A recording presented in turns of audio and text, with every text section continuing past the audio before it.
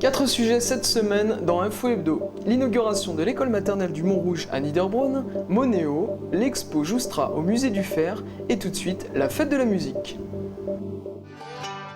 Cette année est la 22e édition de la fête de la musique. C'est sur une initiative de Maurice Fleuret, directeur de la musique et de la danse en 1981, et de Jack Lang que cette manifestation est née. Manifestation de grande ampleur, elle fait descendre chaque année des milliers de groupes dans les rues. Fête nationale devenue internationale, voyons ce qu'il en est sur la communauté de communes de Niederbronn-les-Bains.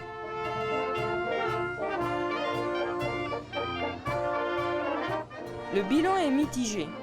Peu de communes ont participé. Les chorales et musiques municipales sont présentes, mais peu de groupes investissent les rues.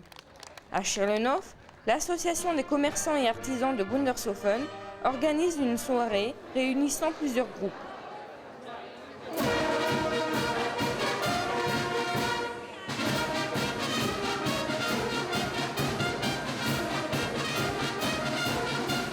C'est toutefois l'occasion de se retrouver autour d'un verre et d'une tarte flambée.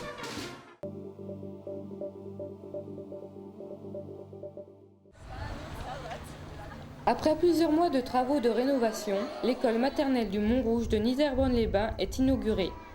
La cérémonie, organisée en présence des enfants, de leurs parents et des élus, débute par des chants en français et en allemand.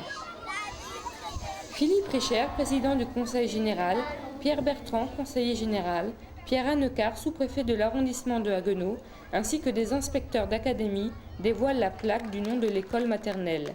Une plaque en français et en alsacien.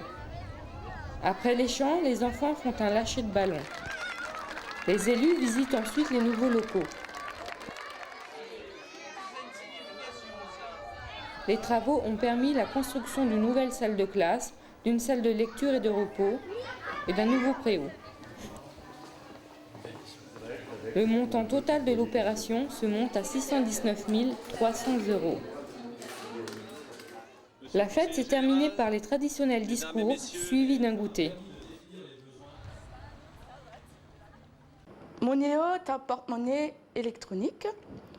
Les clients peuvent l'utiliser pour régler leurs petites factures, donc jusqu'à 30 € auprès des commerçants. L'utilité, c'est de ne pas avoir de petite monnaie, en fin de compte, en poche. Donc il y a beaucoup moins de risques d'erreur. Et vous pouvez donc, pour un premier chargement, venir auprès de votre agence bancaire pour initialiser la carte, faire le chargement. Et ensuite, vous pouvez les charger jusqu'à 30 € auprès des commerçants. Donc il y a un minimum à respecter qui est de 10 € et un maximum de 100 €. Vous pouvez utiliser la carte bancaire que vous avez en poche. Donc vous n'avez qu'une seule carte, soit une carte Visa, Eurocard, une Electron, donc Visa premier, et donc on charge sur cette carte-là. Ou s'il le faut, donc si le client n'a pas de carte bien spécifique, on peut lui commander une carte uniquement réservée au porte-monnaie électronique. Si vous payez auprès des commerçants avec la carte bancaire, donc vous êtes toujours obligé de mettre le code, alors qu'avec Monéo, vous n'êtes pas obligé de saisir le code confidentiel. La seule fois où vous le saisissez, c'est quand vous chargez donc, la carte. Donc nous avons démarré le 5 juin dans la région, au niveau de toutes les banques. Voilà, donc si vous voulez, ça va se développer. Plus le particulier va demander est-ce que vous avez Monéo, plus les commerçants vont être amenés à s'y affilier. Là, c'est une montée en puissance, si on veut.